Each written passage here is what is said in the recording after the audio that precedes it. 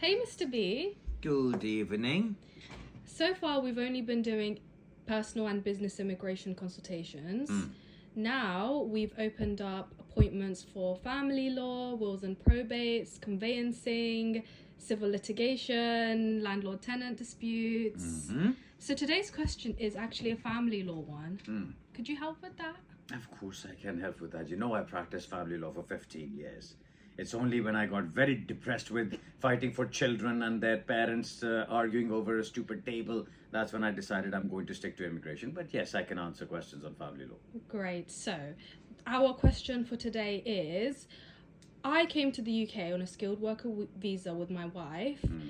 We got married in Zimbabwe and now our relationship has broken down. I want to get into a new relationship, but somebody's told me I need to go back to Zimbabwe and get a divorce from there.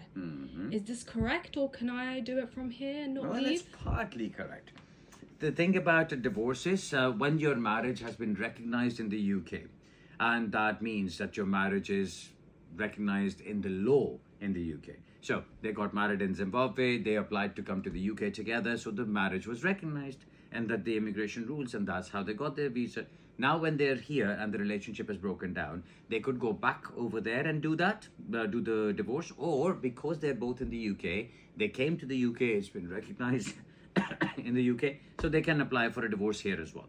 They'll have to go through the whole divorce process. They'll have a decree nisi issued to them, which means that they will be given a short period of time, like 6 weeks or something, once they have provided all the documentation and provided the reasons why they should be getting divorced. Then the decree nisi is issued and they're given 6 weeks to apply for a decree absolute, which means that they can wait for that period of time just in case they want to reconcile. And if they don't, and they go for the decree absolute, that is where the divorce finally takes place. After that, the day that they get the decree absolute, the very next day, if they want to get married to somebody else, they can. What if, for example, the wife is in Zimbabwe, she went back? Can he still get the divorce from the UK? He can, because he is still here. So he's domiciled himself here. Well, domiciled, I won't use the word domicile because there could be other meanings for it. But the fact that he's in the UK, the fact that he came to the UK on a visa which recognized his marriage, he can get divorced in the UK. Now, the other thing, what you mentioned earlier, the consultations that we've now got started, I've always maintained that I'm going to do things to the utmost high levels that I can. And therefore, I've never taken on more than what I can do.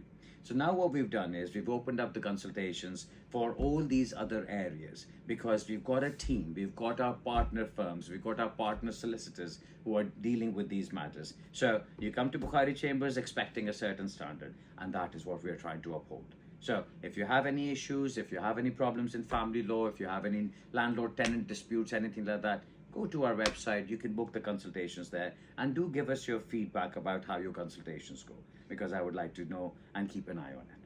Sure, and just as a note, these appointments are only open Tuesdays and Thursdays, but of course if demand rises, we will open further. Of course, we're trying this new thing, so let's see how the demand goes. And people who are listening to us and who can go and book appointments, if they see that this is making sense and they want more, then of course let us know, and we always respond to feedback. We do. Thanks, Mr. V. Thank you.